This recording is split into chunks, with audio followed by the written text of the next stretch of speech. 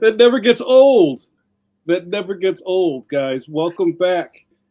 It is the day after election in America. We are still standing. This is Pencil to Pencil. You're soaking in it. Welcome. I'm going to take off my cardigan. I'm getting ready. Guys, welcome back to the live cast. This is a weekly live cast brought to you by expert cartoonists. Pinch me, I must be dreaming. Who go live every week to talk about creativity, the industry, and things that may appeal to the professional on their way, or maybe even somebody who's just curious about what real life cartoonists look like and what they do. Let me introduce myself, guys. I'm your first host. My name is JAMAR NICHOLAS. I am on the board of the National Cartoonist Society. That's got to mean something, right? And also, I have a graphic novel series at Scholastic underneath the graphics imprint. Leon Extraordinary is in stores now. Guess what? Leon Worst Friends Forever is also in stores. Go get it. Why don't you? Guys, I would be remiss if I did not introduce my co-host, co-conspirator, and cohort, the Johnny Appleseed of webcomics, the Bill Bixby walking the side of the road of webcomics with a melodic piano tinkle following him along. Don't get him angry. You wouldn't like him if he's angry. You started this, Steve. You should have just let me. You should have just let me do the webcomics world champion. He is known in these streets as Stone Cold Steve Conley. What's up, Steve Conley? Gentlemen, it's so good to see you. Yes. Yeah. How about that planet? Huh? How about that? How about existence? Isn't that something? I love it. Giant Meteor 2025. My name is Steve Conley. I write and draw the webcomic The Middle Age, yes.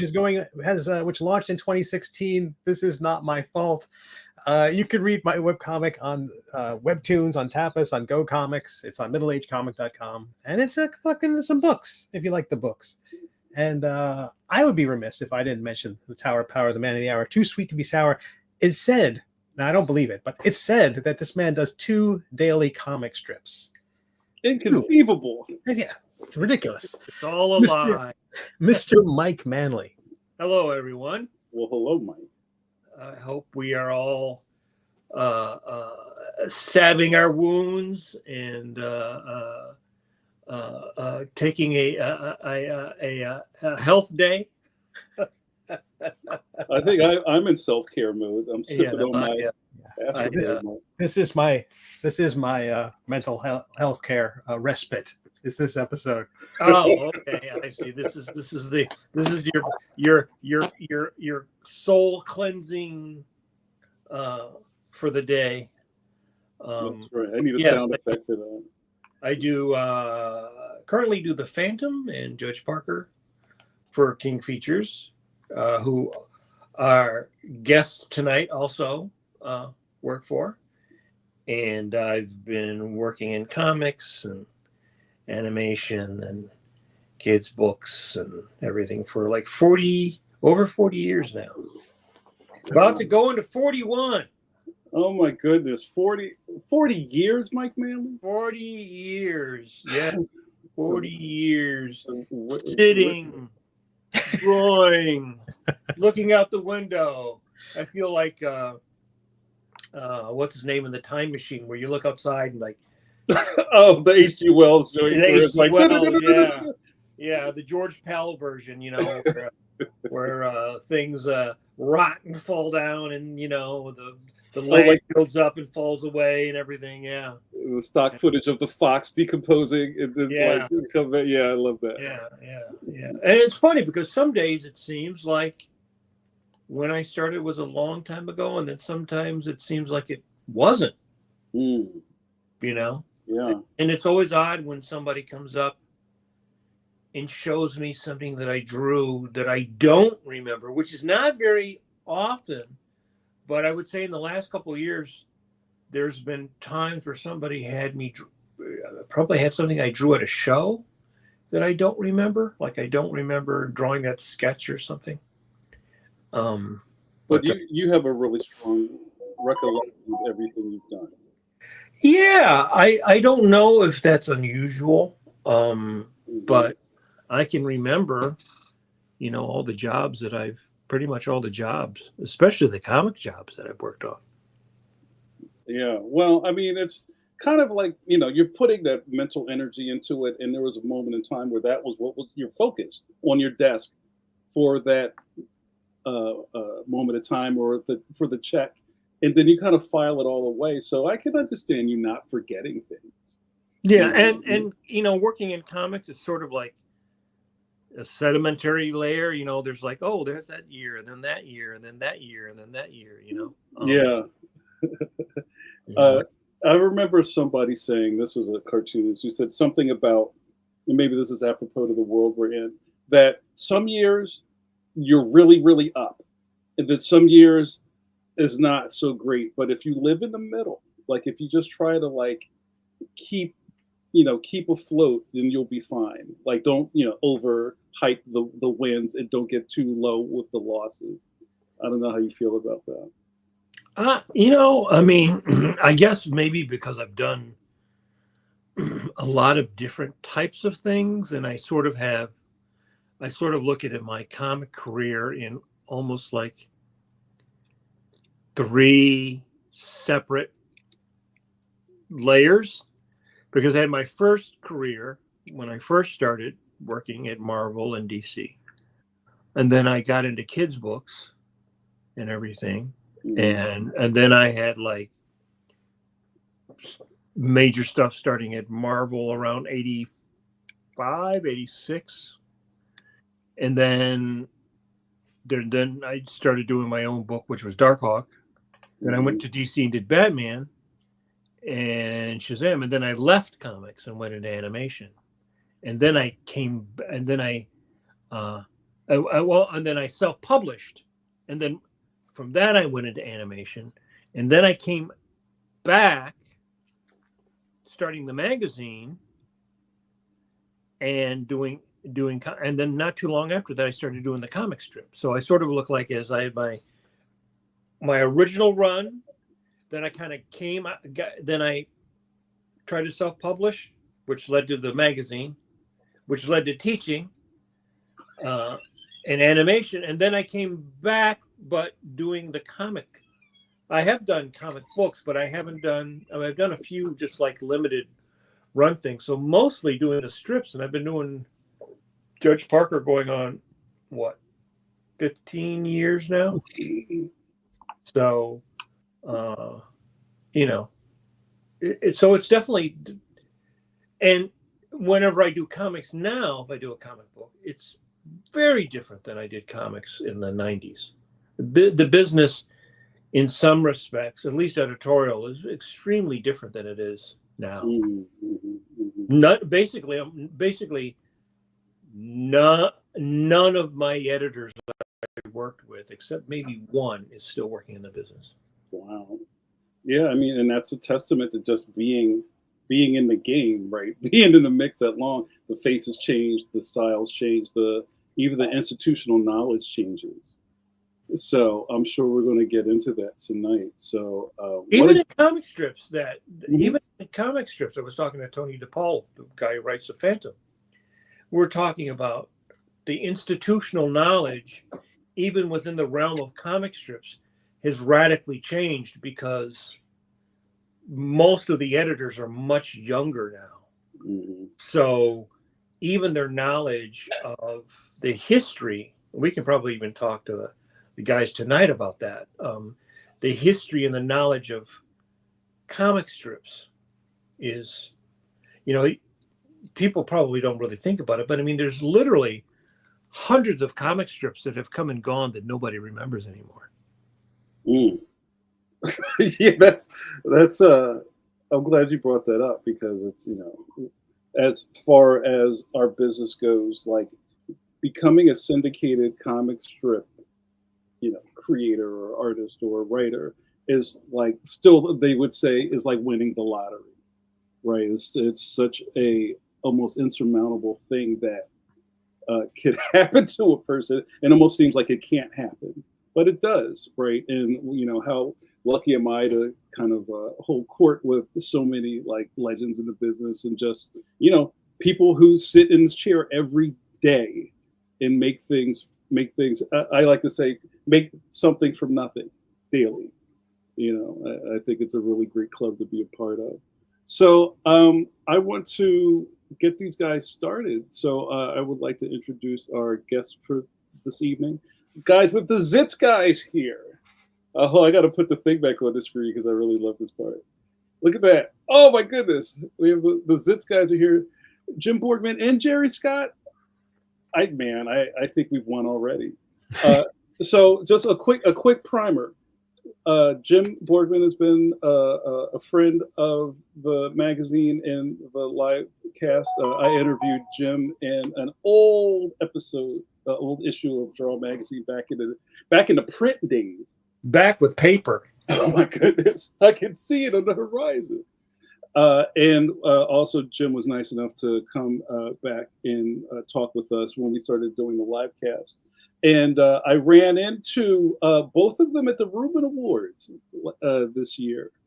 And we had a really nice time. And I met Jerry Scott. And I had heard so many great things about Jerry, but hadn't never met him in person. And we hit it off and had a great conversation. And I said, "Do you guys think you'd like to come on my podcast?" And they were like, "Say less." So here we are. All roads lead to Pencil. So very excited about that. If you've been living under a rock for the past however many years, I don't know how long. 5. Well, for 5 years of this, or just like how long they've been doing Zits. Zits is a seminal work in the comic strip space about a teenager and his family, and these guys just work. It's almost like like Jazzy Jeff and the Fresh Prince. What a great duo of writer and artist making music together. So I'm going to stop running my mouth. I'm going to bring these guys in. Guys, prepare for rendering. We're about to bring in the Zits guys. Let's do it. Let me find my thing. All right, ready? Welcome to Pencil, Jerry Scott and Jim Borgman. Ping! Yes, I did it. Hey, hello. Am I Jazzy Jeff or is he Jazzy? You can discuss amongst yourselves. Hello, guys. Thanks so much for being on with us. So I guess maybe the first thing that I'm not exactly sure about is, where in the world are you guys? Jerry, where are you located in the world? I live and work in a little town on the central coast of California, San Luis Obispo. Oh, okay, yeah. Halfway between LA and San Francisco. Oh, very cool. And are you a native, or are you from somewhere else, or?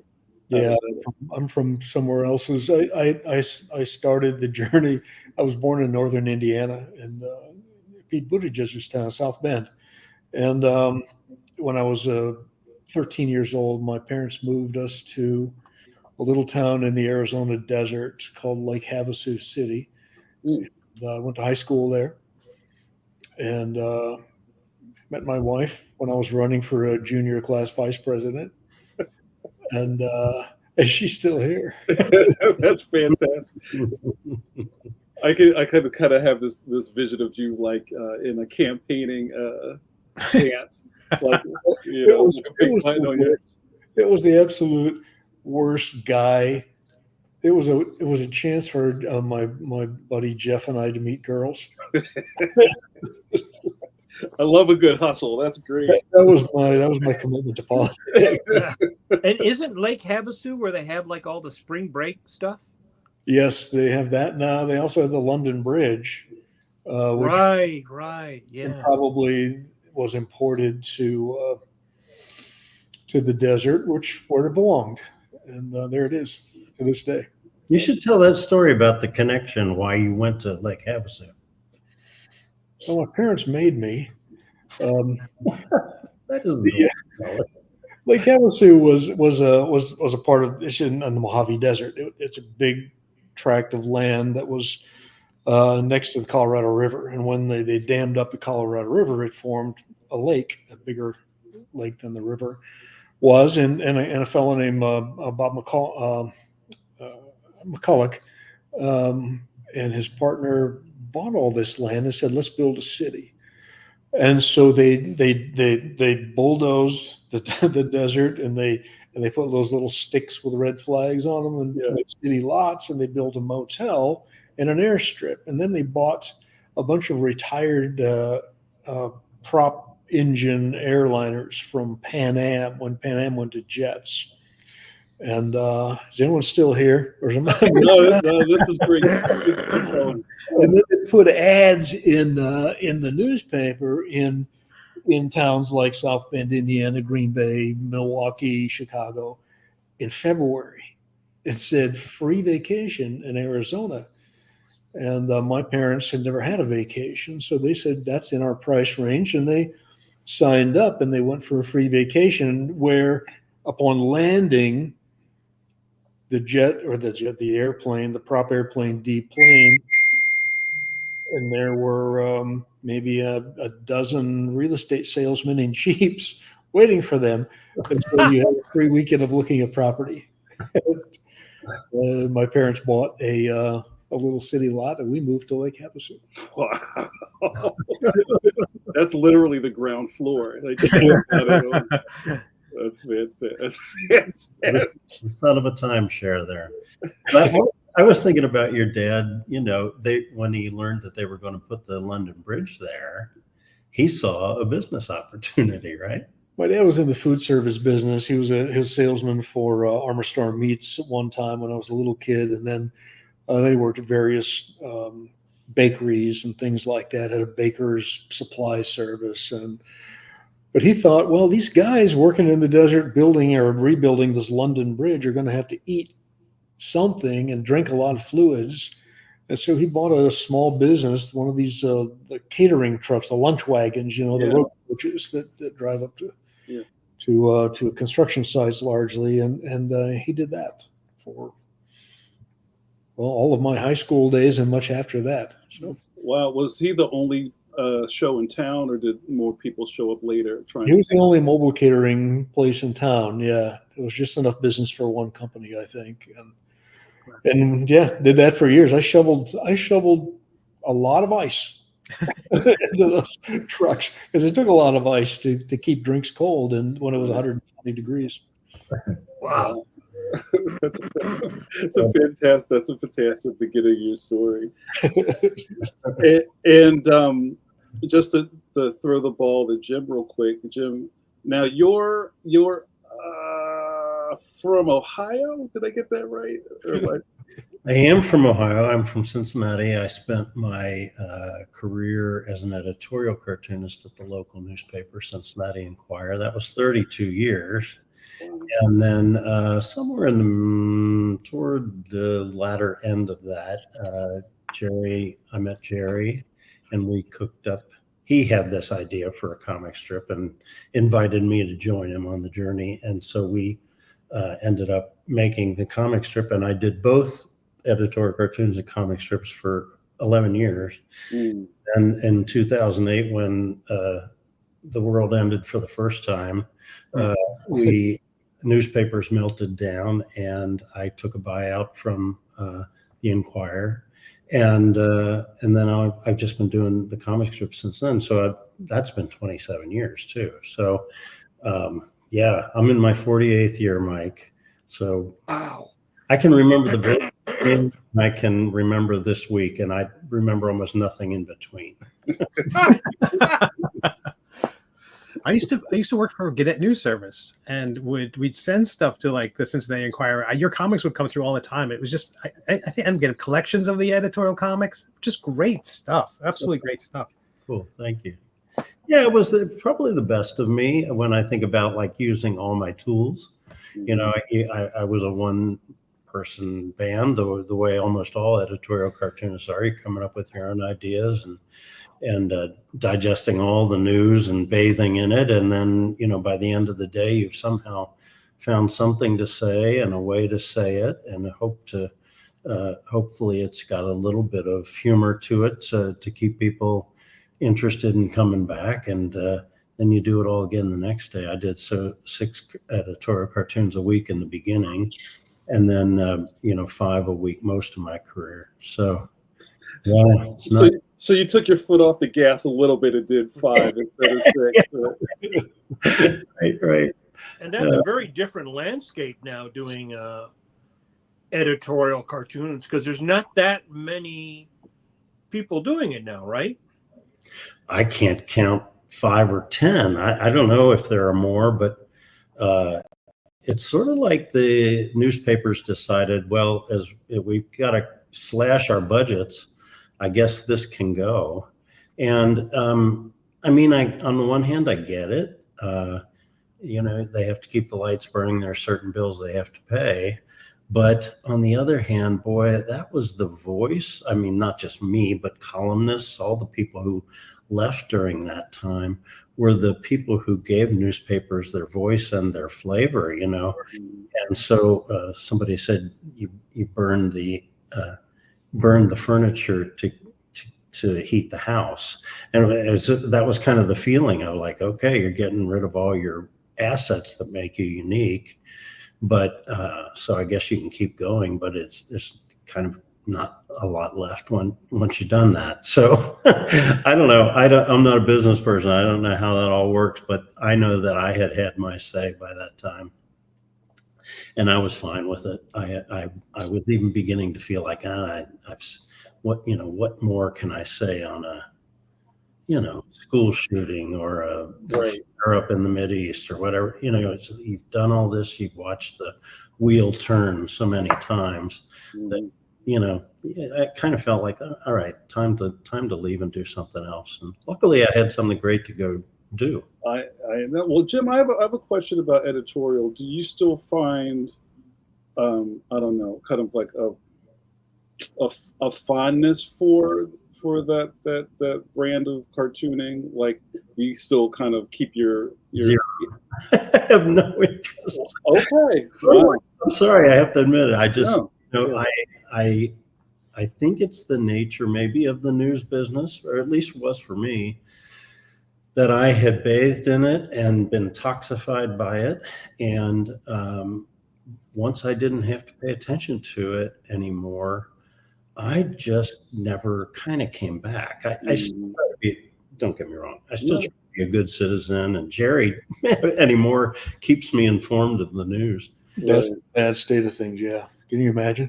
I mean, I more than that, but I just don't revisit that period of life much. It was I did it and I enjoyed it. I loved it, as a matter of fact. And I was done. The last thing I'll say about this is just to have any frame of reference to what you're talking about. I did editorial for like 2.5 years here in Philly at the Tribune. It's the hardest thing I ever did in my life. I don't know. When you said six strips a week, I was just like, if I had a towel, I would have thrown it in. Oh, yeah. It can be. I tell you, it's truth. It's easier to do 6 than to do 1, because you get rolling and you're following all the news. And so today it's this story, and tomorrow another one kind of comes ripe. And so if you're keeping a sketchbook and you're recording all your thoughts as you go, it's sort of like you're planting seeds and they're all kind of germinating and ripening at different times. And I don't know if the metaphor works, but you're basically harvesting them as as they go, and continuing to plant in behind you. So, I thought it was. I think I did good work. I was proud of my work, and then it really felt like, okay, I've had my say. Somebody else talk. I seem to recall it appearing on like often on the front page of like the Cincinnati Enquirer, things like that. It wasn't just on the.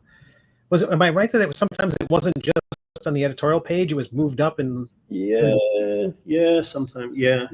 At newspapers in those days, at least. They also drift in from other departments and say, hey, could you illustrate our hockey or our hockey, or, the feature section is doing something on, I don't know, skateboards, what you name it. And so, yeah, I get drafted to do those stories too. And you just sort of add that on because you still have to produce the other work for the syndicate and the editorial page. So I don't know. I mean, at my best, when I'm feeling good, I think, I used all my tools. I used all my muscles during that time. And I was an athlete of a certain type through those years. And I look back on it kind of fondly. Yeah. I have a question for maybe the three of you, Jim, Jerry, and Mike, because all of you seem to dual weld two things at the same time. Like Mike with his two strips, Jerry with your two strips, Jim when you were doing Zits in editorial. So can any of you speak to kind of like how juggling two things kind of works better for you or worse? Because I think you got maybe get used to always having your hands moving on something. And like I wonder how it feels to just do one thing. Like are you kind of like built different to just do two things or more than one thing at a time? It's a good question. Baby Blues has been syndicated for 31, 32 years, something like that. Yeah. I did the Nancy and Sluggo strip before that for 12 years. And Zits has been around for 27 years. So I almost don't know another way of being than frantic and living with the deadline clock ticking, inside my head or the deadline clock, like the crocodile and Peter Pan, it's always there. And my wife will testify to the fact that I have not learned how to take vacations in the last few years. I'd like to fix that someday, but yeah, it just becomes a way of life, and for better or worse, an identity, I suppose. Not that I'd recommend that, but it's just I'm the guy with the excuses of why we can't stay for 3 days at Christmas. We have to be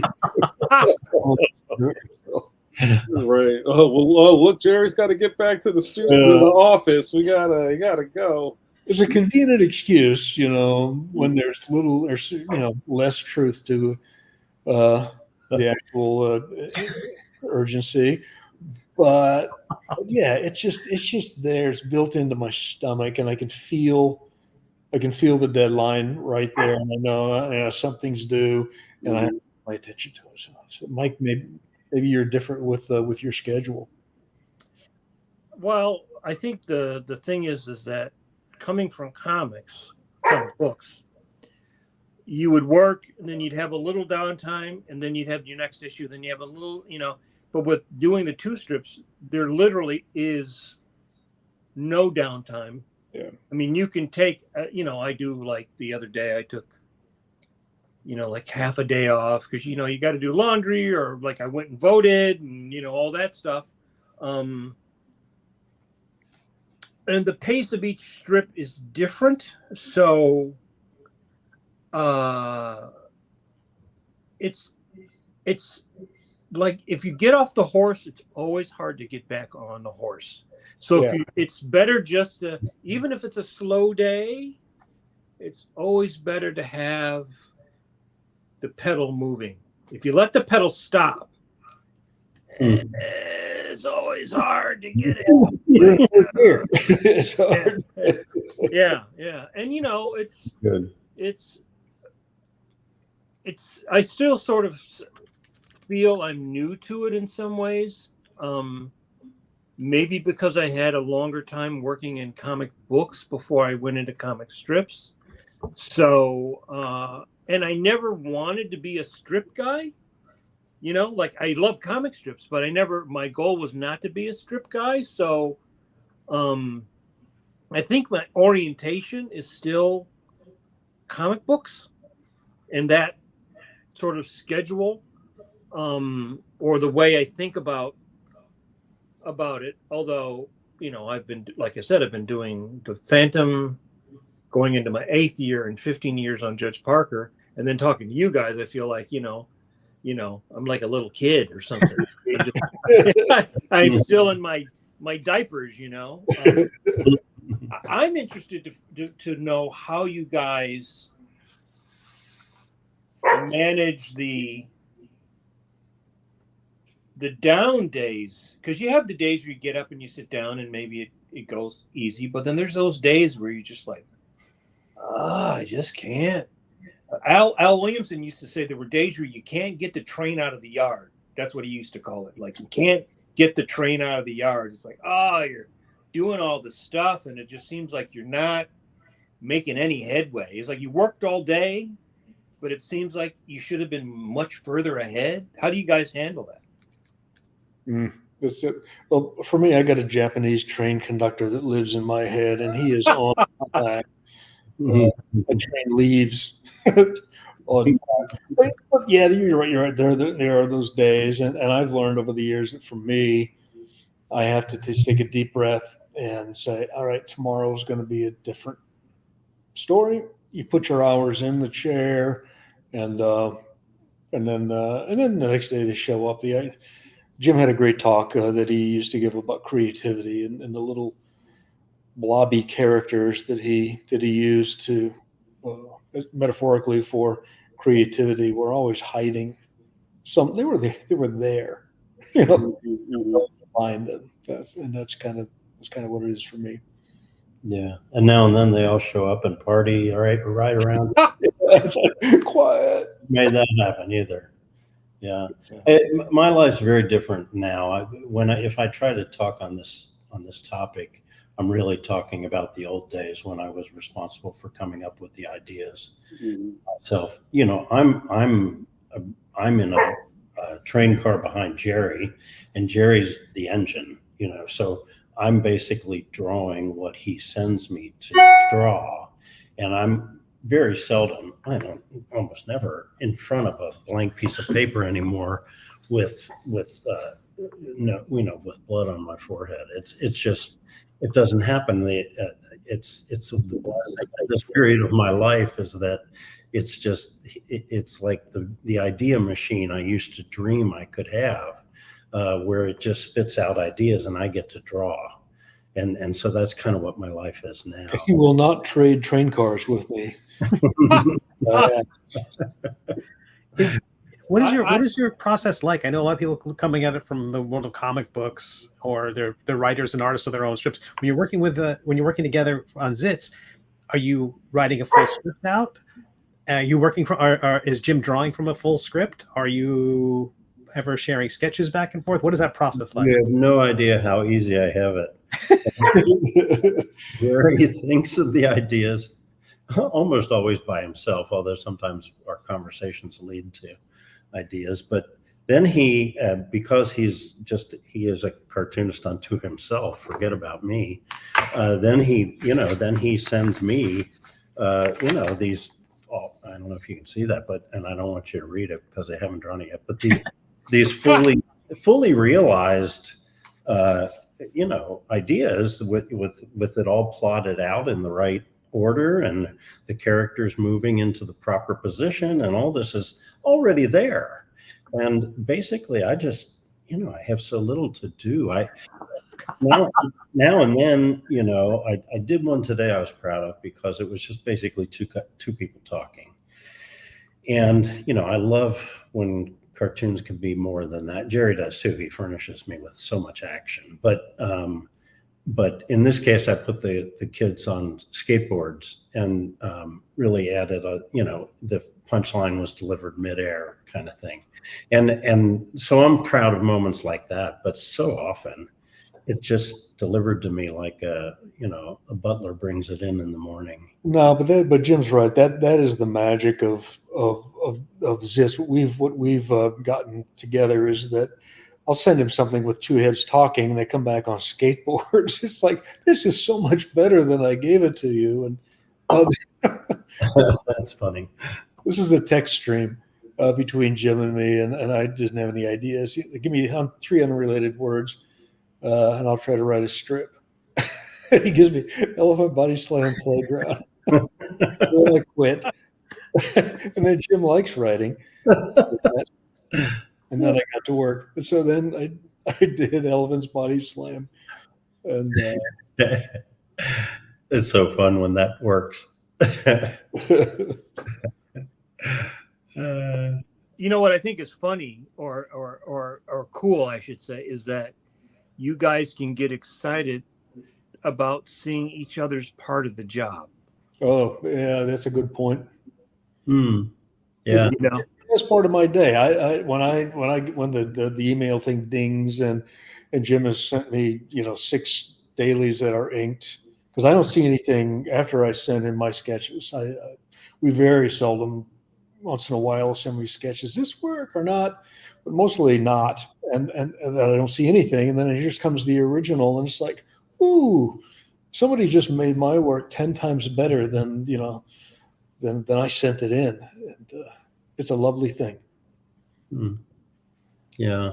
Well, appreciate that. But yeah, we go back and forth on trading compliments, but it's just a joy for me to never be facing that existential dilemma. What is there? How do I scrape something out of my brain? There's always, I'm always feel like I get on when I'm, the ride is 80% there. So I put on the screen a smattering of Zits samples. Not necessarily, guys, that you need to talk through these, but I'm just going to cycle through these. If anything jumps out at you while we're talking, feel free to add it. And maybe real quick, I remember when, Jim, we talked before, and I used to ask you a lot of questions about observing young people. Just kind of like, especially one of the greatest things about Jeremy in these strips is that he feels like a real teenager, and also the world building that you guys have been doing over the years. It's like, here's Jeremy and his goony friends, and like, of course, these kids will be littered all over your living room. You know what I mean? It feels real. So I'm wondering at this point, with still doing a strip about I guess youth culture really is what we're talking about. Is, have you seen any marked changes in how you approach the characters, or have you kind of like modified them now that they've been around for a while, or anything new that you feel like you like to speak on? I hope that's not too much of a weird question. No, it's a good question. It's a fine line. We do struggle with that. Like, are we still drawing kids that are out there today, or are we drawing kids from the 90s when we started the strip, or does this still? Because I don't want to be that guy who's drawing fenders on cars still. And thing. So we have gone through things where we went to skinny jeans, and we try. I don't know, Jerry, you should maybe say, but it seems to me we try to at least touch current themes enough to feel like we're in the modern world. Yeah, I think we try to brush up against them, but Jim and I have talked about this a lot, and I don't want to try to be the guy who thinks that he's with the kids these days. Right.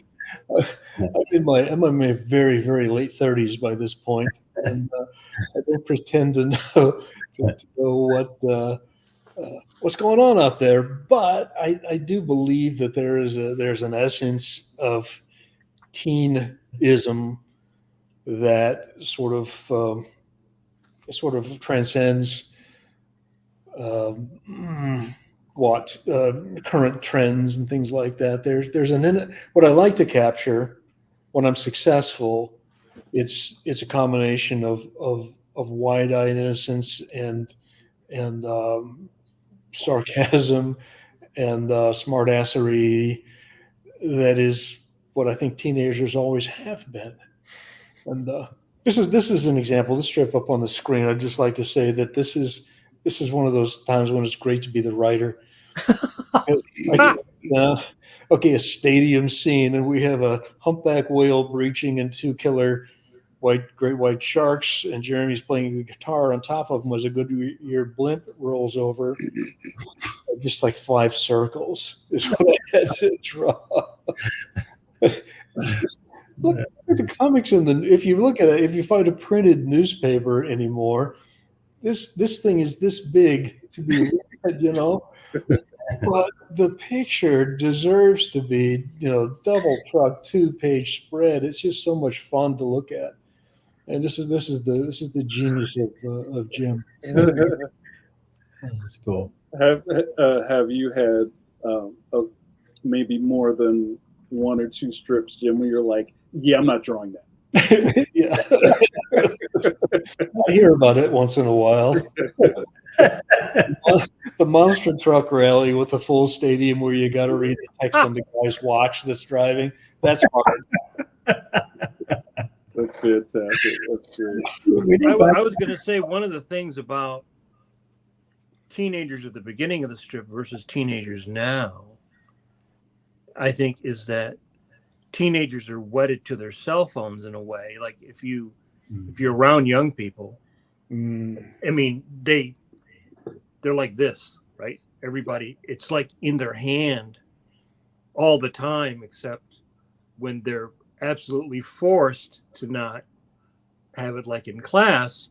And in the old days, this is something I deal with at Judge Parker, so this is one of the reasons I'm asking. In the old days, a phone was like an elegant thing, and you could do a lot of things with somebody acting, like they could be talking on the phone and moving the cord and stuff. This is like a boring shape. It's boring. Yeah. Yeah. So I was wondering if you'd ever thought about, like,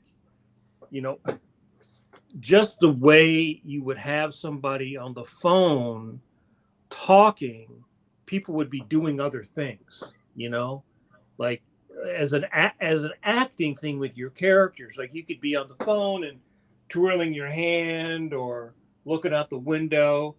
Has that affected the way you thought about things like that, or gags? Yeah, for me, absolutely. When I'm laying these strips out in sketch form, I'm looking for acting. I'm looking for good acting and action, and this is not good acting. Just narrating what this character is looking at on the phone if you can't see it. Right. So I'd like to, if there's going to be if there's a phone as an integral part of the gag, then I don't like to show it on all 3 panels if I can. Or it's, because nobody talks on the phone like this anymore that's under 30. I don't think it's all right. Microphone or the earbuds, and it's a problem, Mike, and I fight with it every day because it is such a part of the culture now that you can't get away from it. The devices used to betray what the person was doing. If they were looking at a TV, you could tell they were looking at a TV. Right. Or if they were in a movie theater or talking on the phone, it was always very, very different looking to the viewer. And Jerry pointed that out to me, like with computers, especially when laptops were more common, and then smartphones. You don't know if he's reading a book, talking to somebody. You just don't have any concept from looking at him looking at his phone. Mm-hmm. I really come to understand that has taken so much acting and expression out of the visuals. Mm-hmm. On this topic, I have our first question of the night, you guys. Hold on, I got my ADHD hat on, so give me 1 second. I gotta kind of set this up first. So we're going to go back a little bit. All right.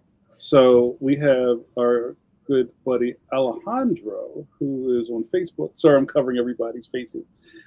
In so many strips, the art merely illustrates the written concept. In Zits, many of the jokes wouldn't work without the high-level art that elevates the humor. How did the writing evolve when you learned the flexibility in gags that the art allowed you? Did Jerry adapt to give space for Jim to go nuts? Like, how much do you spell out that shark battle from that strip? I think it's a great question. If you guys can touch to that. Yeah. This is somebody who has drawn, yes. Yeah. if I don't know, this sketchbook is probably over in the pile by now, but I think in this one, I think I had a shark that Jeremy was standing on, and that was the only animal in the strip. And I certainly didn't know how to draw that curvy stadium, which is much better. But I think personally, I think that comics, and Zits in particular, because that's the one I know about, works best when the dialogue makes no sense whatsoever without the drawing, and the drawing doesn't really make sense without the dialogue. It's got to be this marriage of these two, and that's sequential art perfected in my opinion. That's what we do. That's what we offer to the world. And that's what I love is the fewer words, the better, and then let Jim go nuts. Yeah. Oh, thanks. I mean, and I agree that that's what we pitch for, aim for all the time. But to give Jerry his due on these things, first of all, there was a pretty clear roadmap where I could go on this, and I just wanted to amp it up. And so sometimes I think of myself as sort of the cinematographer, and Jerry's the director. Mm-hmm. And he's telling me what needs to be conveyed here in this scene. And I can do something with camera angle or throw in some extras in the background or whatever I can do to keep the idea clear, but amp it up. That's the way I see my role in this. The movie analogy is good. The what? The movie analogy is good. That I think I would be a good director. I've worked in television a little bit, but I think I would be. I can see things, but I've got such a good cinematographer that I can count on here that he can take things that I've written and make sense of them. And sometimes he says, "This makes no sense at all." I start over. But you can't have humpback whales every day, No. Sometimes it is just two people saying something to each other. Mm-hmm. And I have to say, one of the things I've learned in doing this from Jerry is that there's always action going on. Okay, even if it's Dad and Jeremy in the kitchen and he's saying something, I can't say what. It's a little 3-panel thing where they're talking. Dad is always, making coffee or making toast or putting something in a waffle iron or something, and at the end it pops out. There's always something going on there, a little extra jazz to keep you engaged with it. And I would not have thought to do that. I think a lot of strips are just people heads talking, and they can just, I envy them because they can just read. They're like those old color forms. Remember that? They just paste down the heads. But every time I try to use our old art, like we all do, I must have drawn this before. Right. You go back and find it. They got the wrong expressions, or there's the wrong subtle gesture or something. It just never seems to really fit. And I as frustrating as that is, and I wish I could have those shortcuts, it's also, though, a little bit of pride in that statement, because it means we really are creating unique scenes. We're thinking them through each day, and therefore, the acting has to be subtly different each time. That's a quote of the night. Well, there's a lot of cartoonists that have what I sort of call like the stamp style, where you repeat and the characters don't deviate much. So you could probably have a template or reuse, but you're not going to reuse something like this with the shark. And, like, oh, let me go cut out one of my old shark. But it's such a good strip. It's such a funny image. The idea of having that one shark way up front, just that kind of, and the craziness of that image, but also the lettering.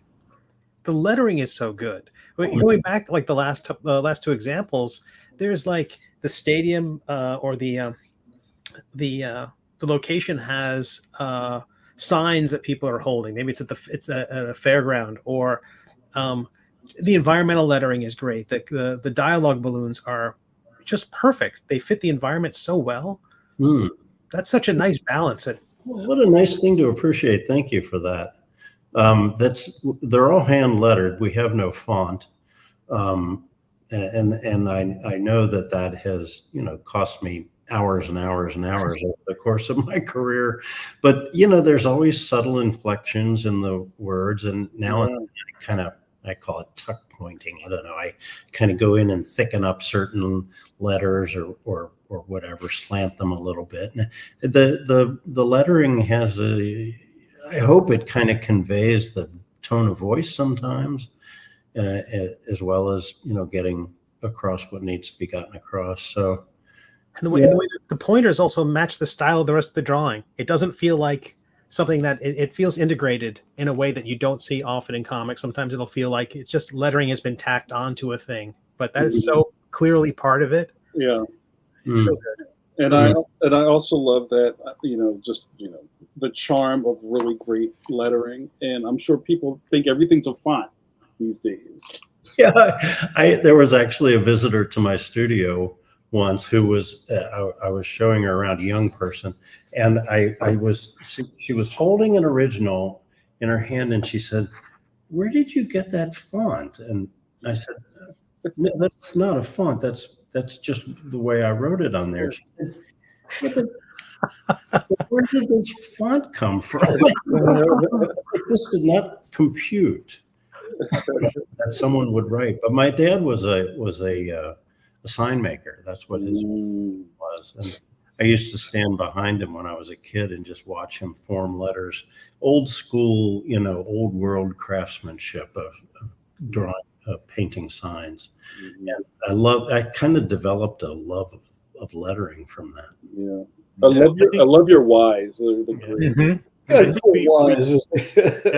I think we touched on this when you were on before, but that's what my grandfather did. He was a display letterer.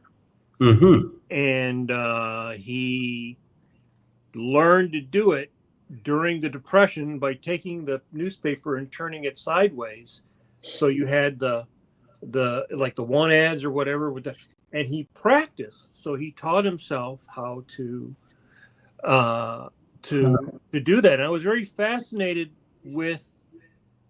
He had all kinds of like brushes and the one-shot paint and all that stuff, and then all the calligraphy, the different calligraphy nibs and stuff. But I think that was a big thing with cartoonists, is that every cartoonist also had their own style. Like, Charles Schultz's lettering is so distinctive, right? And it fits his art. And I think some of that is lost now if you don't letter your. And you're right, it does take longer. I would like to letter my strips, but I literally don't have. I mean, I don't.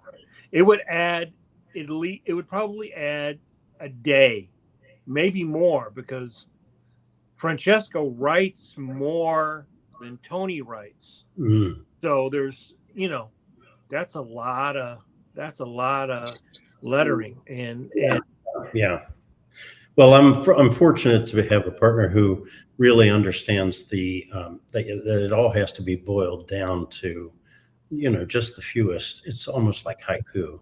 It's why I've never be able to do this by myself. I have an idea now and then, but I'm always too wordy, and Jerry just knows how to reduce it to a paste.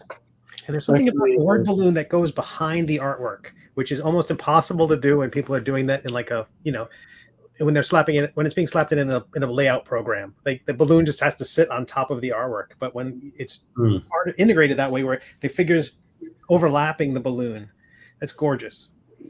That's why I like talking to you guys. Nobody talks about this stuff. Well, also, I think one of the things I don't know if you guys did this in the beginning, but specifically in something like that in that panel, where you drop the panel borders and you have the balloons, it gives it a sense of space.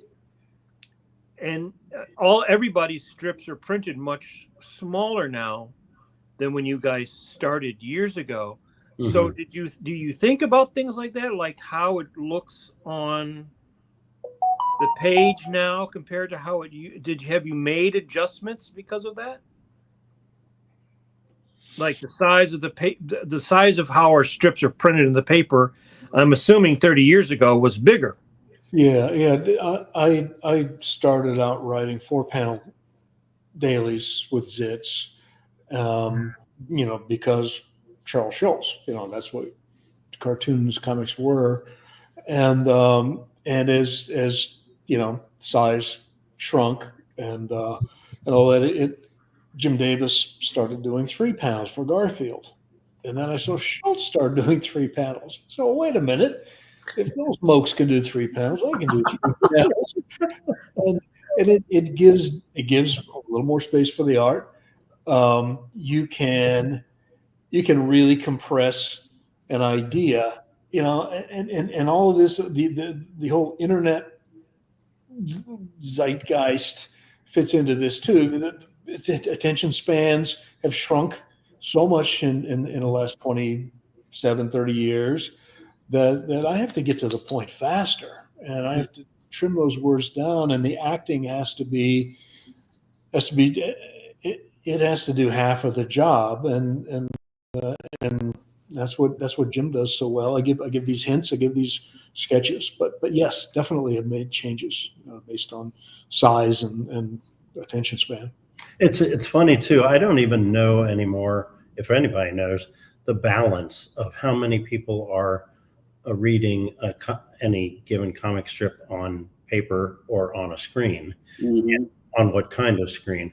If it's on a screen, of course, you can pinch it open, and now we're back to big comics, Mm-hmm. So I do enjoy the thought, and plus our book, we all of our strips appear in books collections, and I think we both take a lot of joy in knowing that there is at least this one format in which they are reproduced pretty much perfectly. Yeah. And so, okay, newsprint comes and goes, but so I don't know what to say. In a sense, I don't flinch at trying to squeeze a lot of stuff. This is the new one that's not in the stores yet, called Current. Oh, Nice. Yeah, I'm very happy with this cover, and I don't know. I agree with what Jim said. This is my happy place to look through these books and geek out on.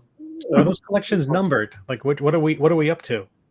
I think, if I counted right, because I anticipated that question, I think this is our 40th published book.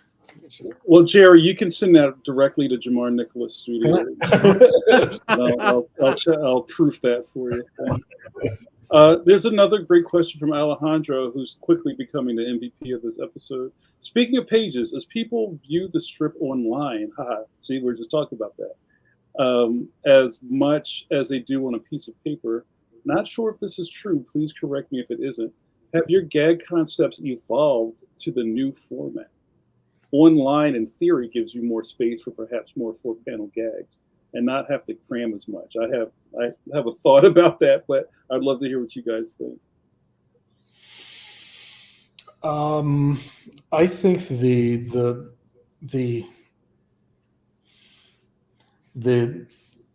nun in my classroom in my head with a ruler is saying newspaper, newspaper, newspaper. This is what we do. 3 panels has got to be in the newspaper, and online that's bonus. So that's the way I look at it, because that's my contractual sort of orientation. I'm a newspaper cartoonist. I do these newspaper comic strips. For me, that's what I think, at least. Mm-hmm. I didn't go to Catholic school, but Jim told me all about it. I like that image. Well, Alejandro, I just have to say it's exactly the dilemma. Nobody's ever said to me, "Oh no, everybody looks at these on screens now," and Right. nobody gives you guidance on any of this. And so I have no idea what percentage of our readers can pinch it open and see the details, and who's still struggling, with their reader, to find their readers to see it in the newspaper. I kind of hope we still work for both of them, Right. but times change, and I'm not sure really. I remember Evelyn Smith, who you guys probably know. Yeah. King. Evelyn told me in the beginning that I had to work for their most like old-fashioned bad printing client, right? Like you had to default to the person who was the most low-tech, the worst printing. Everything was predicated on that. But I do think now that they are finally, after what's happened the last couple of years, they do realize that probably I would suspect most, now maybe not with Zits, I know certainly with Judge Parker, most people read it online. I mean, most people don't see Judge Parker in the physical paper anymore. Probably Zits is still in, whoever is still printing the stuff. But so I sort of feel now, and the same with the Phantom, I feel like my aesthetic is working for the original, even though I'm working now, I'm working digitally. But I feel like most people are seeing my work online as opposed to actually seeing it in the paper. That's, that very well may be true for us too. I think I like to think we're all papers that are left, but that is my orientation. I was going to say this particular strip that JAMAR has up now ticked off a lot of teachers, which I sort of liked. I got a lot of letters that said those in-service days are not Tequila Tuesdays. Yeah, but I love it. Steve, there's a good question in the stars from Latin. You want to ask that to the guys? Absolutely. And that's a nice comment here from Comic Tropes. Yo! I wish there were more papers carrying comics, but also that the strips had more space. Yeah, boy, your lips to God's ears. Yeah. Shout out to Chris Pierce from Comic Tropes. Thanks for joining us, guys. Go ahead, Steve. I'm not sure which one you wanted me to tackle first, but let's say we got from YouTube. Mladen says, will strips always be in a marriage with newspapers, or do they see any alternate future for the medium? Are you seeing, is there a post-newspaper future? Are we in it? We might be in it.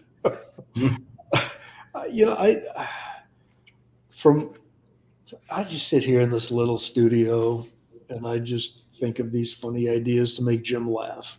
And that's as deep as my involvement in the business world goes, just making him laugh. I don't know the answer to the question. I assume that more people are looking at the strips online than in newspapers anymore, just because that's what's happening. And that's how people are looking at the newspapers. Yeah, that's how people are looking at the newspapers. I don't know if I don't know if the people looking at newspapers online are looking at the comics. Really, I mean, I do. I subscribe to the Washington Post online, and because they have comics. I read a couple newspaper. Well, I was reading a couple newspaper days, the New York Times and the Washington Post, but I defaulted that. The one that carries funnies, I'm going to subscribe to their paper. So I don't, I wish I knew the answer to that question. I really don't know. I have a more, I'm sorry to say, more pessimistic view of it than that. I mean, you go back to the original reason for comics was to sell newspapers.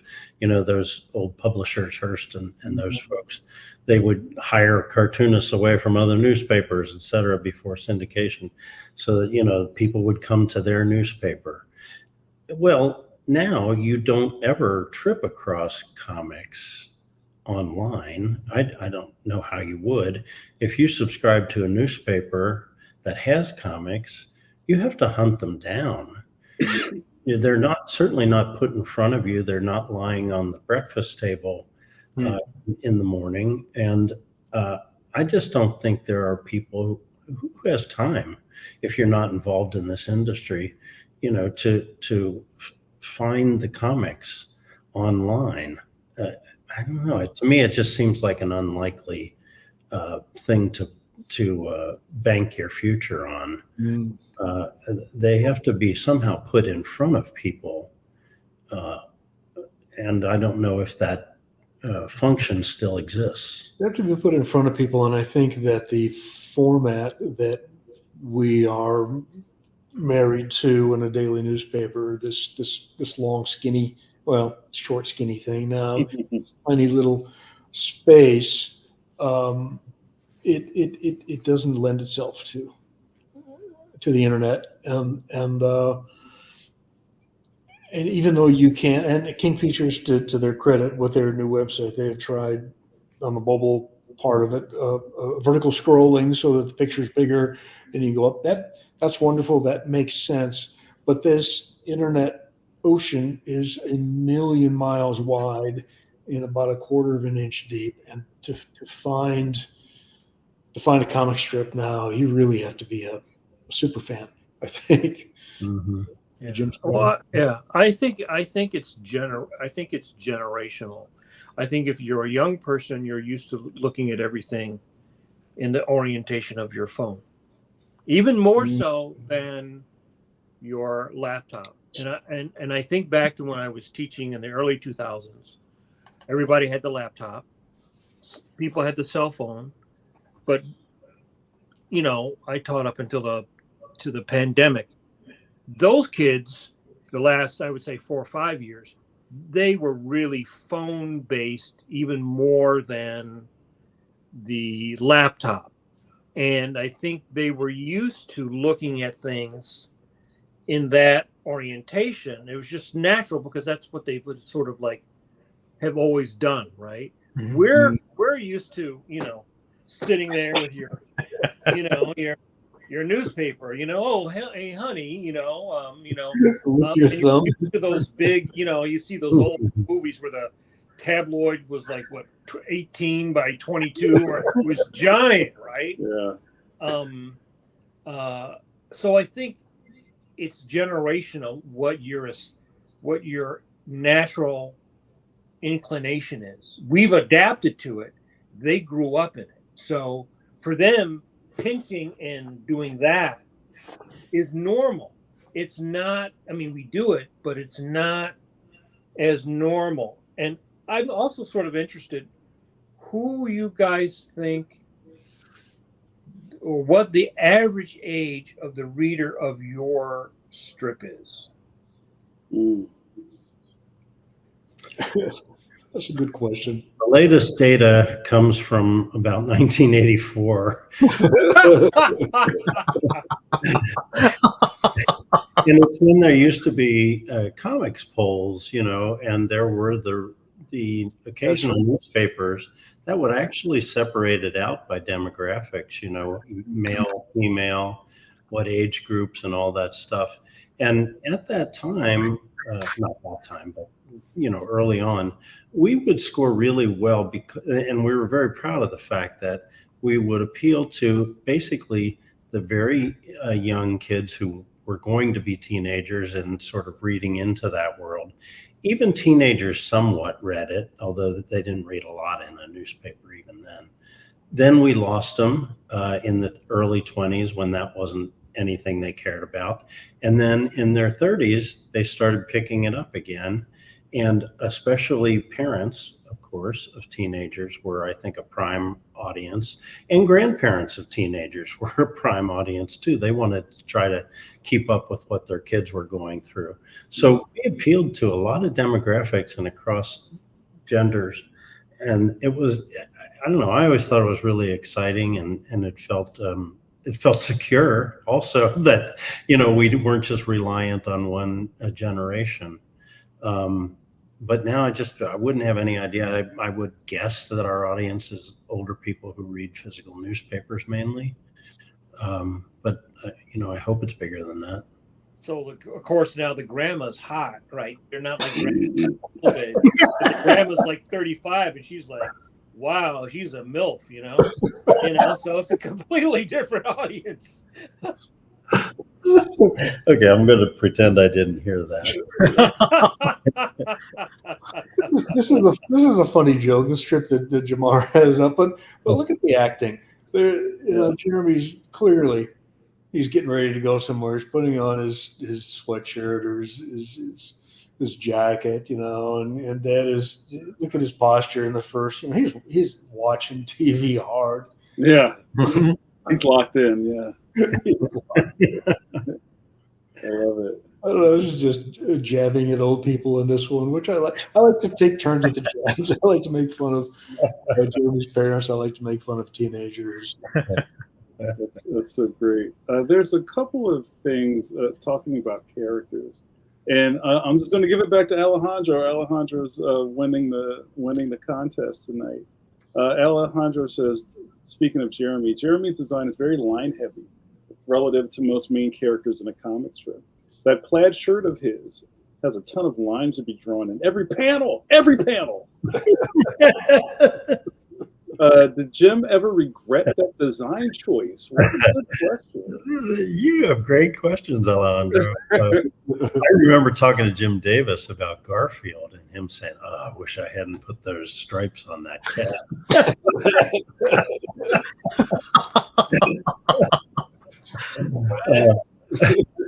Yeah, I don't feel that way. I love time in front of the drawing board, and I love detail. I use those lines on the plaid purple shirt to help establish volume, you know. So in other words, they don't just go straight across. They I don't even know what the word for that is, but sort of try to define the contour with the.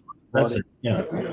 Exactly, and so they help get the point across, and they help add life and action to it all. I think a kind of an electricity.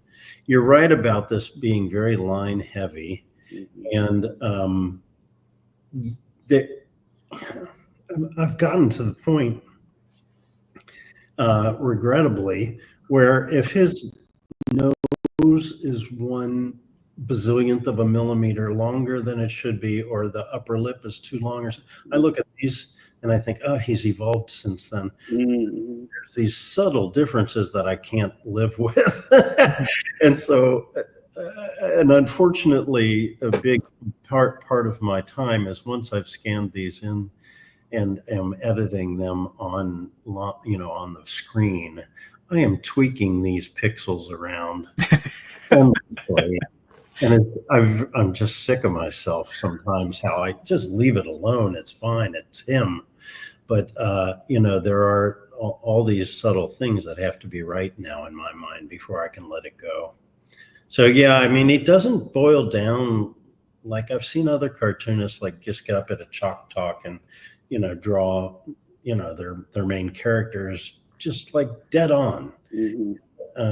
I kind of have to deal with each drawing as if I had, no, not that, but you know, I have to kind of re-find him in each panel. Does that make any sense? Yeah, no, yeah, it completely does. And I do love the posture.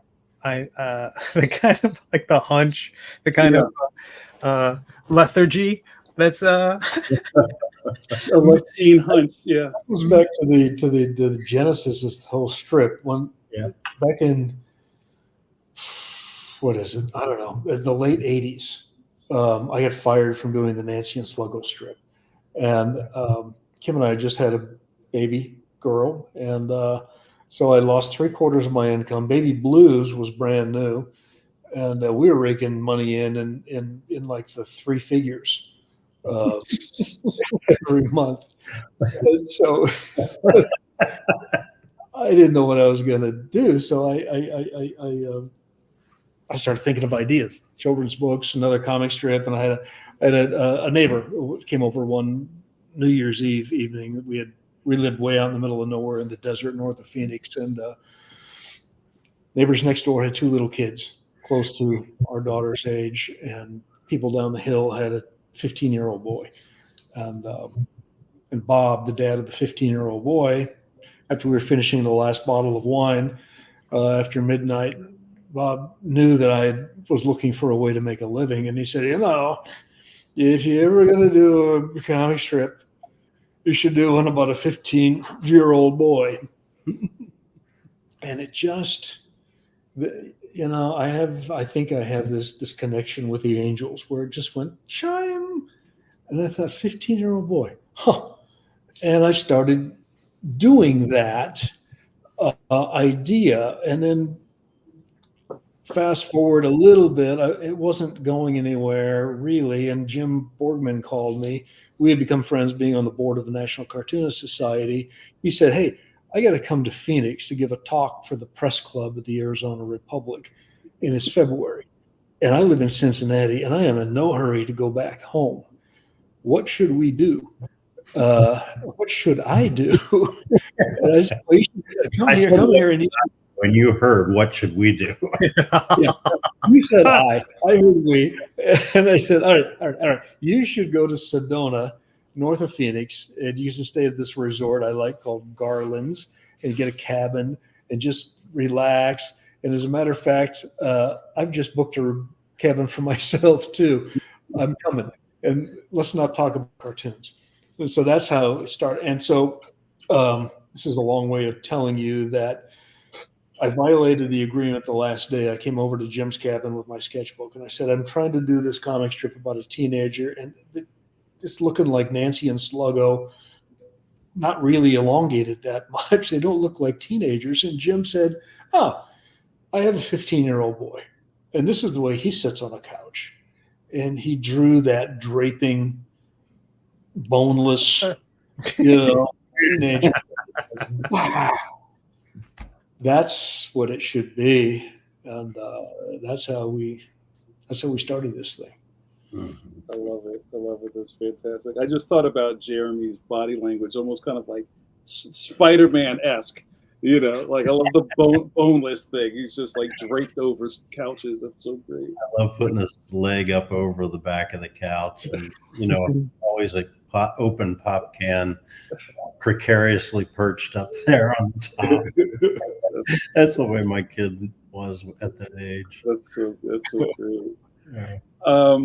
So there's a question in here from somebody else. You guys, you believe that? Alejandro? It is not Alejandro this time. So this is from our buddy Chris Lopez. This is for Jerry. Jerry, speaking of Nancy and Sluggo, can you give us your history on working on Nancy and the backlash from your style change to her look? Yeah, I was a serial submitter to the syndicates back in the late 70s, early 80s. I decided I wanted to be a cartoonist. Rick Kirkman and I had done a couple of strips together prior to Baby Blues. And I think that what happened was that Ernie Bushmiller died, and they gave the Nancy strip to a young guy named Mark Lasky. And Mark drew Nancy very true to Ernie's style, and which was exactly what United Feature wanted at the time. And they everybody was happy, but Mark, just tragically, young guy, my God, he must have been in his early 30s. He had just some sort of horrible cancer that happened within a year of him taking that strip over, and he passed away. Mm-hmm. And I think United Media was so sick of me sending them ideas that they said, well, let's ask him if he'll do the Nancy strip. And they did, and I didn't want to do it. It's not, I wanted to create my own, I wasn't a fan of Nancy. But, it was a full-time job in cartooning. So I said, well, this is a good side door into the business. I took the job, and I tried my hardest to draw like Ernie for the first year. So to the point where my daily originals were, I think, 30 inches wide. And then when they shrunk down, they didn't look that bad, But it's a lot of paper. And I was going through ink, the ink truck had to pull up like every week the ink tank. And I never liked it. I never had fun. And somewhere along the first year, 2, 3, I realized that really nobody was watching. And Bill Watterson was doing such an amazing job with Calvin and Hobbes that had action and just vitality.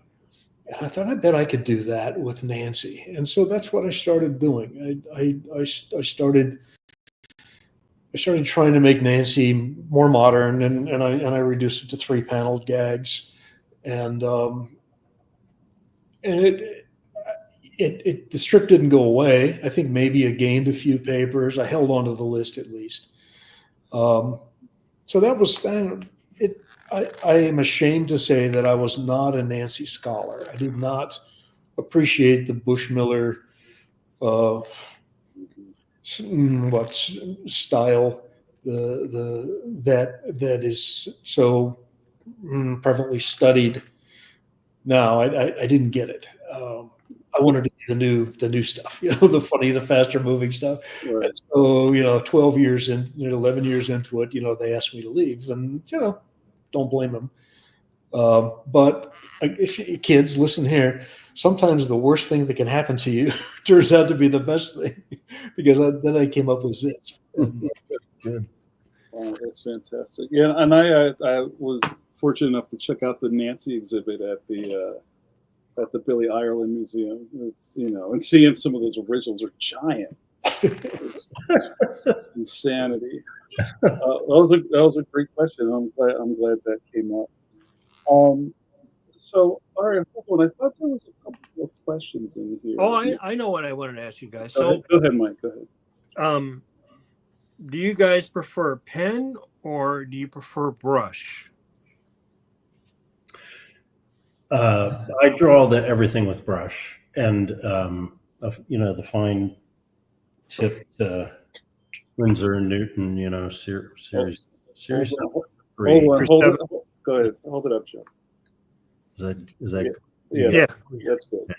I mean, it comes to a finer point than a pen, really. Mm-hmm. And but it also, you mash it down a little bit and you get all kinds of electricity out of it. So I find it very exciting to do, and that's the way I did my editorial cartoons too. I think it's not been the fastest. If I was trying to save time, I'd have done a lot of things differently, but that was never my goal. I still like spending time at the drawing board, and it's basically the best part of most days. And so anyway, the point is, I do enjoy drawing with a brush and getting all that life out of it that I just can't get with a micron or something. But then I also go in with my arsenal of microns at the end. Mm-hmm. And do the lines on his shirt, and other things too, and then again to touch it up on the screen.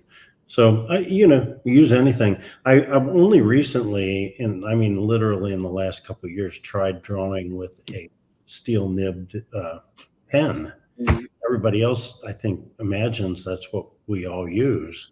And man, I loved it. It was like driving a Ferrari. You were just so fast on these smooth Bristol boards, and I thought, well, there's the life not lived, the road not taken. I also love the look of it. Richard Thompson stuff, Lacey Curtis, those guys, Ronald Searle, the people who really knew how to use those things, the thicks and the thins of those pens, boy, if I had it to do over again, or yet another life, I'd spend it learning those materials. Yeah, because I always loved Hank Ketchum, and I know he was a pen guy.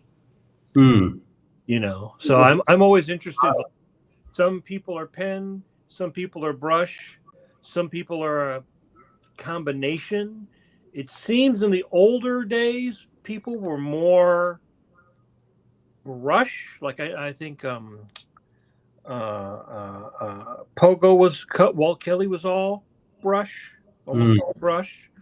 And I know a lot of the political cartoonists seem to be brush guys, like Oliphant and McNally and people like that. So I'm always sort of interested in the lineage and like, who were you guys looking at when you were growing up? Like, who were your influences, your heroes? You just put your finger on it. For me, when I started doing editorial cartoons, I was really kind of fresh out of the box. I had not grown up, steeped in comics.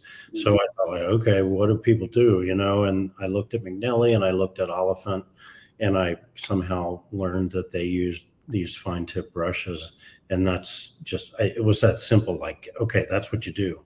But, later, Mort Drucker drew with those Galat pens. 291. I think okay, I am in the right room.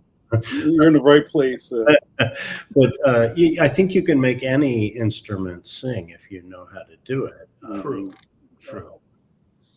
So, yeah. I don't know how you went. My influence was, I had a paper route when I was 10 or 11 years old, and they dropped those newspapers off at the end of the driveway. And some Sunday mornings, I had one of those skinny tire bikes, not a 10-speed. I couldn't afford a 10-speed. My dad bought me a 3-speed, which is like the poor man's cool bike. And the poor thing, I had baskets on both sides and a basket on the front, and I'd load the South Bend Tribune as much as I could get into those baskets.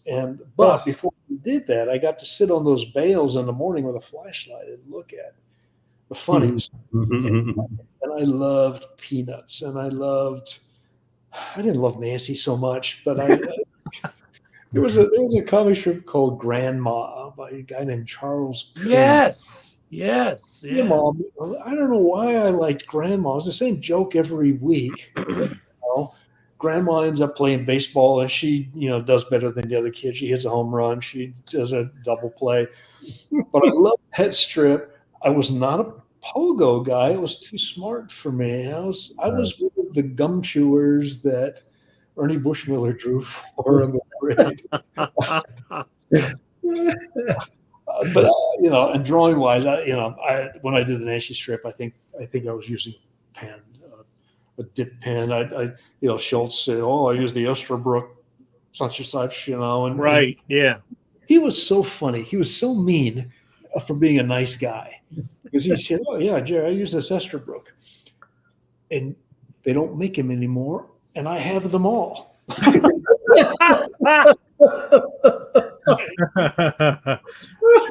Store buy every pinpoint they had and try.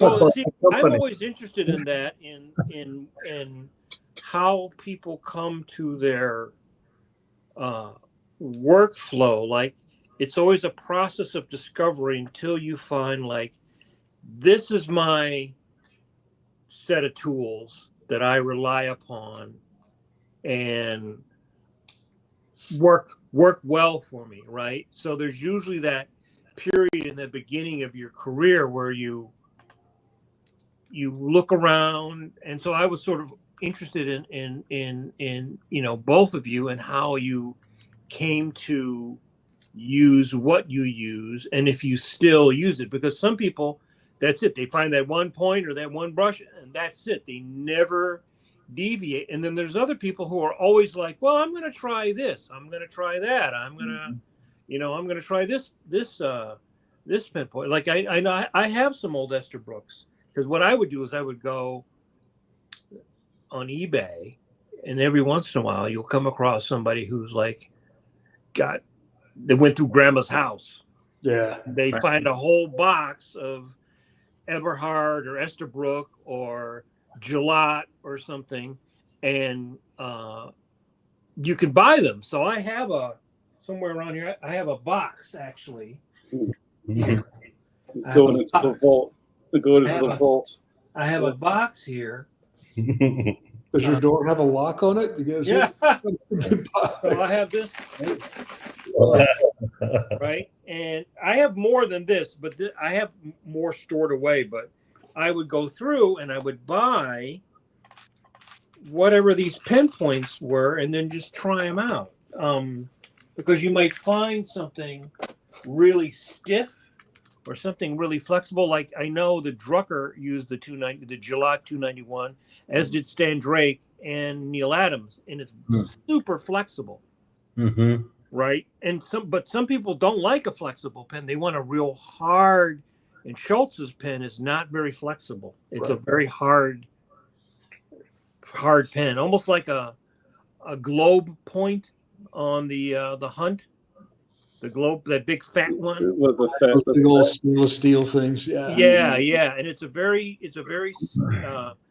stiff pen. But I also think that he changed, because his originals used to be, again, really large, and then they got small. Mm-hmm. So I think a lot of people probably changed because it's different to do something. I mean, some of those old peanut strips are like, it seems like they're like 30 inches wide or something. They're gigantic. Mm-hmm. Yeah, but Sparky gave me a Sunday strip, and it must be, I don't know, 30 inches wide. It's lovely. Yeah. Wow. Do you guys collect art? I mean, is that something that you're into? Are you into collecting cartooning, or, things like that? I used to be into trading, but I lately have not so much. There's just so much of my own stuff taking up space here that I don't do. I traded. Gosh, what Rick called me not too long ago and said that Prince Valiant's daughter or granddaughter was wanting to trade for Baby Blue, so I had a Prince Valiant. Wow. Great, look at that, and that you can study, all day long. That's just such beautiful line work. It's a tiny, thin lines that had no chance of living through newspapers in the 20th century. But they're there. They're there in the original. It's so much fun to look at. What I think is fascinating is that there's a whole bunch of Hal Foster Prince Valiants where it's just a panel, because people would write them and he would go, "Oh, Billy, cut up one of them," and he'd go, "Here you go, Billy. Best wishes, Hal Foster." Yeah, that's insanity. So I'm going to write you guys a letter if you want to get your scissors ready. That's fantastic. All right, so guys, we're starting to wrap it up here. So I think this might be a perfect time for the lightning round. When we get my effects together. Ciao! Lightning round, question palooza time. So if you're new to this, what happens is Steve Conley is going to ask you some rapid fire questions. Take as little or as long. Well, try to take as little as time as you want answering these. And we'll see what we get. So, Steve, you have the floor. All right. No surprise to anyone. This first question is from Alejandro on Facebook. What was your favorite side character that popped in and out over the years? Alejandro's was that high school couple that was perpetually hugging or in PDA. Those are straight out of real life and people I knew in college, and did not even have the grace to change their names. Their names really were naming, and we write it as one word because they're inseparable. Alejandro, that's my favorite. Great question. I love it. That's fantastic. Jerry, did you have a favorite side character? The one that popped in for me was Pierce. That was just, I don't know where it came from exactly. Maybe it was even Jim's suggestion that we take a look around here. Let's look at kids now. They're not looking like I looked in high school. And can you put a kid with tattoos and facial jewelry in the comic strips? And we said, I don't know. Sure. Let's do it. And it was kind of radical at the time. Pierce is one of my favorite characters still to write for. He's without boundaries and edges, and that's and I love that. I love that ability to. Pierce invents an app that allows him to hover, and then he sells it. How much does he sell it for? Well, $1 billion. Because he's Pierce, and he still borrows money for a burrito from Jeremy. So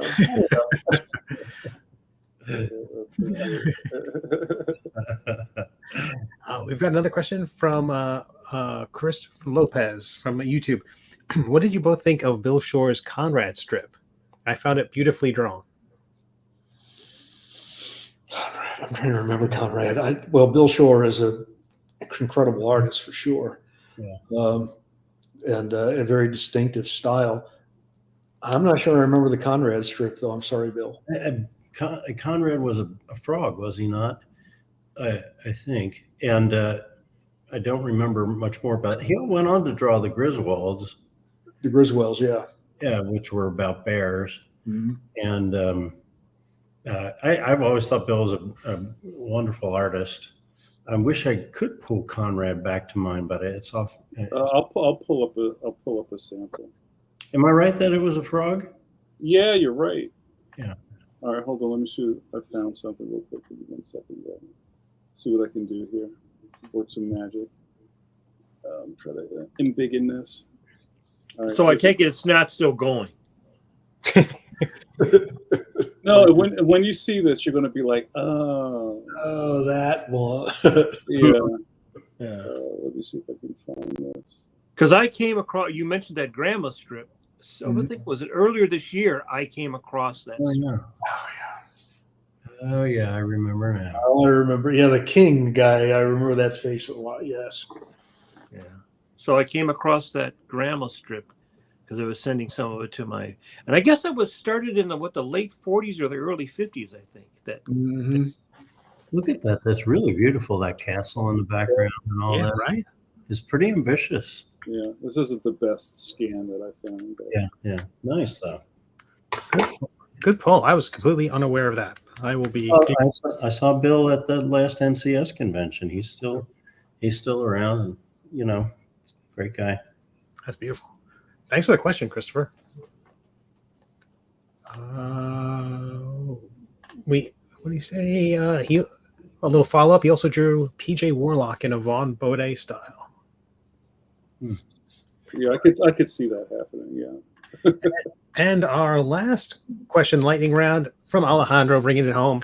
One more. Did Zits ever get any bites to be produced in an animation version? Peanuts got that, obviously. So did Garfield. Yeah, we flirted with that for a while. We I think it started off with a movie, wasn't it, Jim? Universal Pictures optioned it. And I lived in the LA area at that time, so I was down there. I went down to Universal and worked with Mark Platt and Tom Shadyac, and we had scripts written by various writers. One of my favorite people to meet and a writer who submitted a script was Paul Feig, who has become a major director now, and Freaks and Geeks was one of my favorite television shows of all times that Paul created. Right, man. And that's as far as it went. It hit a wall of no one satisfied with scripts, so it never got produced. Later, we had a television opportunity. CBS bought a show, animated show, with the Jerry Bruckheimer company, and we got that close to it happening. We got picked up by CBS, and then they decided not to do it at the last minute. So close, but no cigars on all those. Wow. I do tend to think that maybe AI will allow us to someday animate. But as Alejandro pointed out earlier, it's very line intensive. And I don't know if it lends itself to animation because of all the nuance to the drawings, at least to do it the way we'd love to see it done. But I think AI might change that. It would be, when we were talking about the animation at that time, my experience was that if we tried to imitate Jim's line, it'd be one of those very nervous looking cartoons like Dr. Katz, Sure. Everything was always Squiggle vision, that's what they call it. Yeah. Well, now they do the thing where they can do it in 3D, and then they can do cell shading where they can give the line work, the texture of your line work. Wow. Like the Peanuts movie.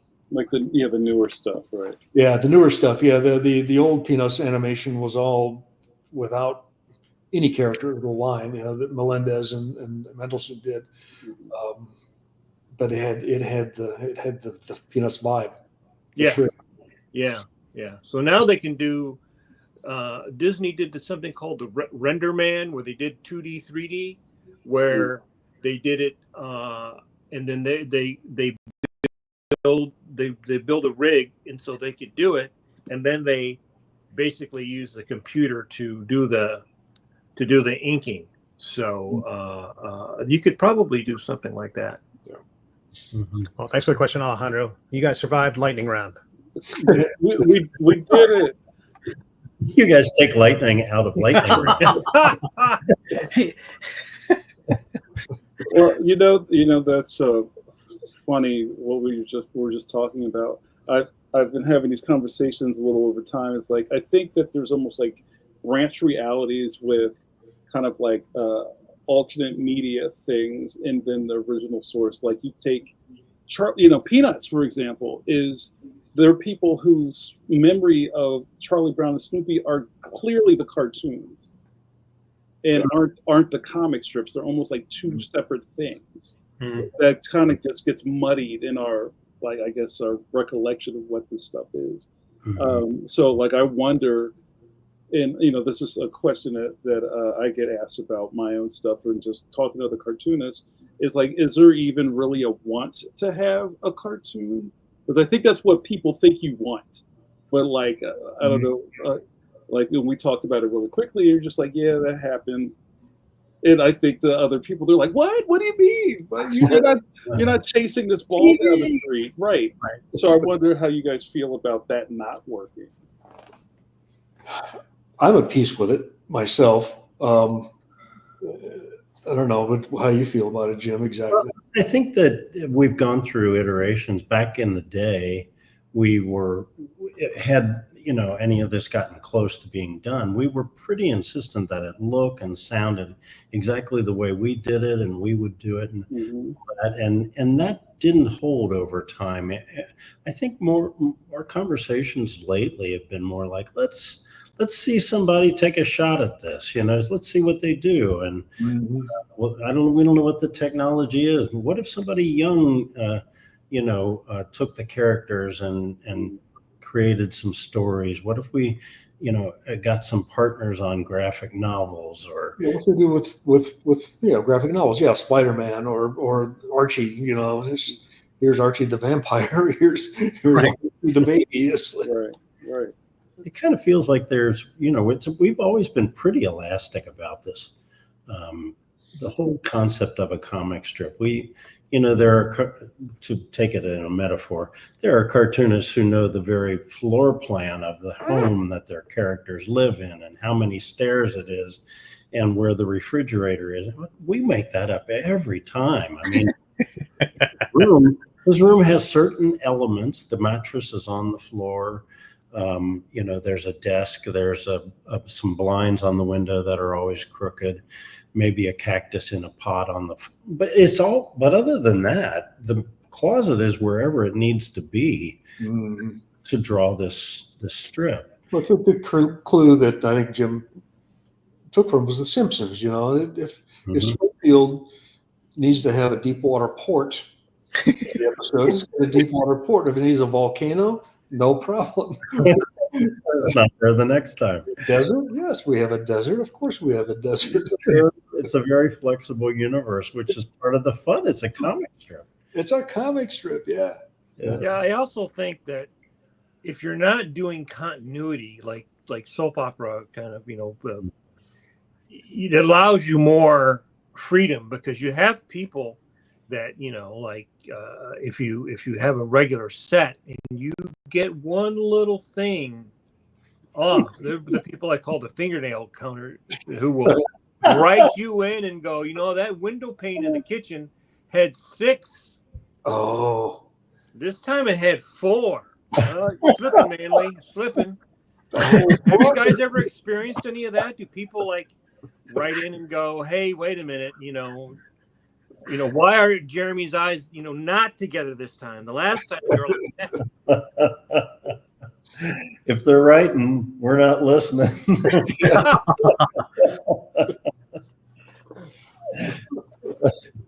Well, how do you guys feel? And we're almost out of time, you guys. And you guys have been fantastic guests. But how do you feel about the age-old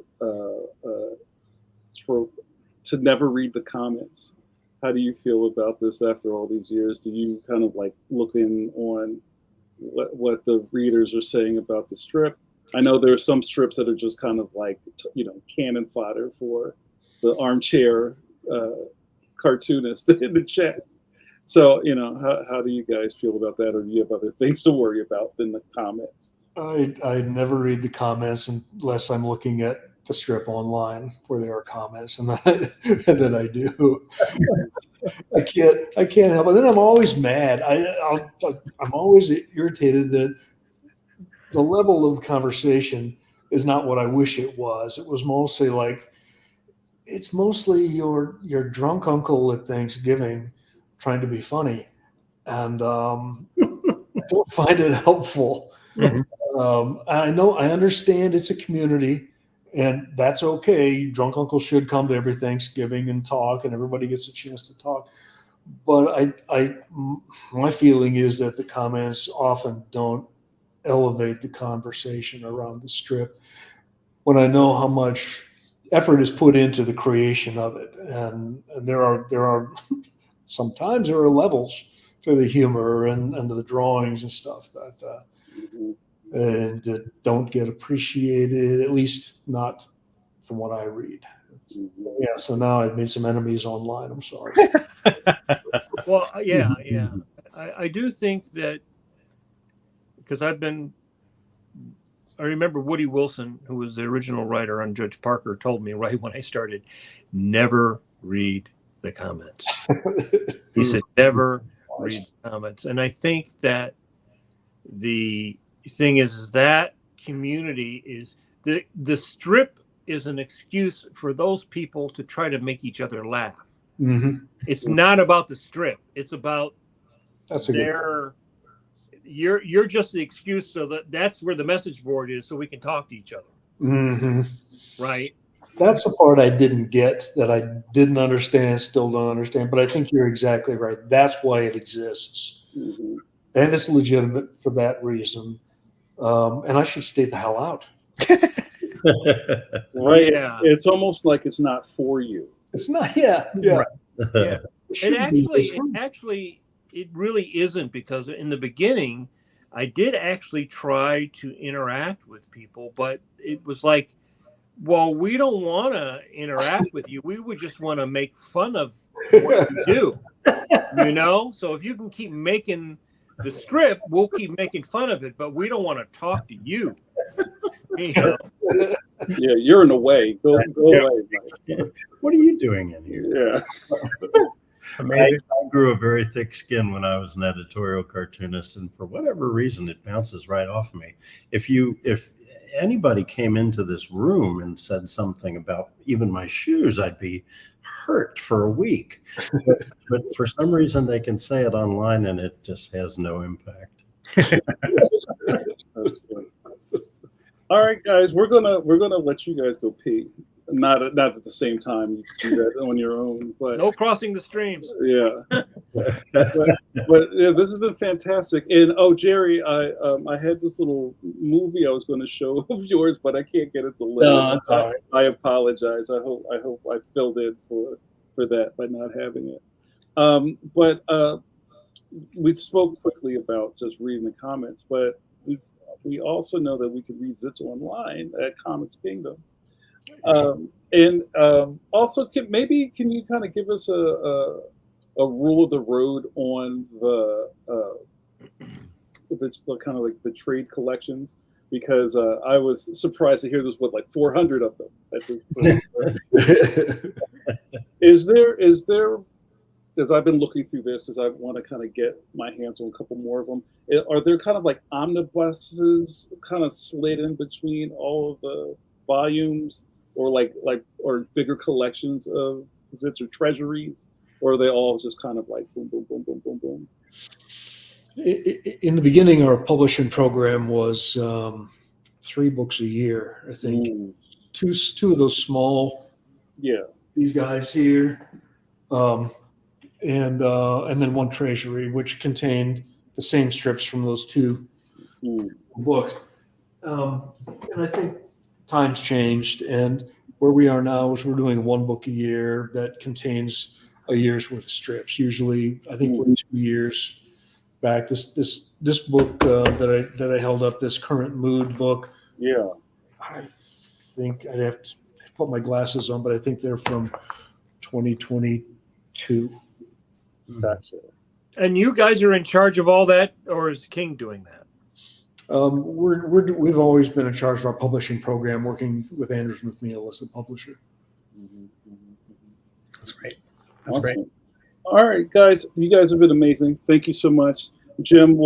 Jim and Jerry, we'll have to have you back on the next election. Because Jim had remarked that when we had him on the last time, it was the day after the election. I think it was. Yeah. Yeah, so now we have a standing date for the next year. Okay. I would Guys, be. you've been great too. Thank you for the time. I appreciate it. Yeah, this is so much fun, you guys. It's great to be able to talk shop. Yeah, thank you, and I hope it was easy to get through, and it wasn't a plot for you guys. You guys were really fantastic to speak with, and thank you everybody for joining us live. This is Evergreen, so if you see this later, well, obviously you watched it later. So, just because it's live, sometimes people think the stuff disintegrates, but it's here forever, ever. Thank you so much to Jim and Jerry, to Mike, Steve, and Jamar. We're going to get out of here. Guys, we do this thing on our way out. We have an outro where we get everybody to kind of like put up some nice Kirby hands in the camera. I wish that we could do like a Jeremy leg, like just whip your leg over the back of your couch. Everybody whip your leg out, right? Yeah. Yeah, I like that. I don't bet like that anymore. My back. Yeah, that's where watch your back. But guys, thanks so much for joining us. Kirby hands, if you want to do them. We'll be back here next week with more content. Thank you guys. Love you lots, and act self-care. We'll see you next time. All right. Thank you. Bye, Alejandro. Bye, Alejandro. Take care, you guys.